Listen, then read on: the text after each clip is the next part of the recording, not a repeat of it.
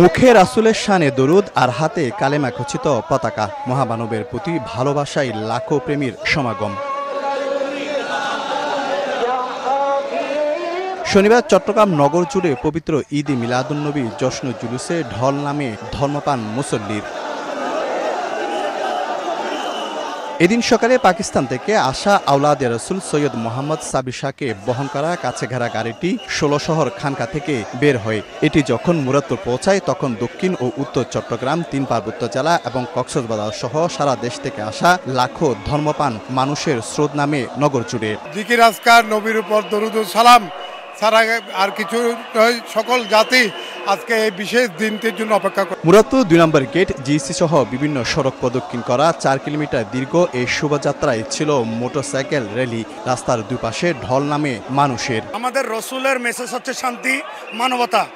আমাদের বাংলাদেশে যেন এই শান্তি মানবতাটা ফিরে আসে। প্রত্যেক মুসলমানের জন্য সবচাইতে বড় ঈদ হলো ঈদে মিলাদুন্নবী। শান্তি প্রতিষ্ঠায় নবীর আদর্শে উজ্জীবিত হওয়ার কথা জানান আয়োজক ও ইসলামী চিন্তাবিদরা।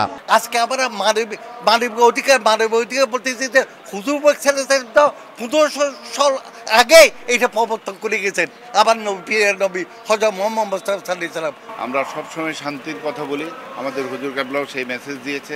ইনশাআল্লাহ গত ৫৪ বছর ধরে জামিয়া থেকে, আঞ্জুমান থেকে সেই মেসেজ কিন্তু শুধু এই দেশে নয়, বিশ্বব্যাপী ছড়িয়ে পড়েছে। রাসূল পাক আসেন জমিনে শান্তি প্রতিষ্ঠা করার জন্য, যেখানে সারা পৃথিবী শান্তি প্রতিষ্ঠা করার বিষয়, সেখানে বাংলাদেশ একটা ছোট্ট জায়গা। ইচ্ছে থাকলে উপায় হয়। এই বাংলাদেশে রাসূল পাকের আদর্শ দিয়ে শান্তি প্রতিষ্ঠা করা সম্ভব।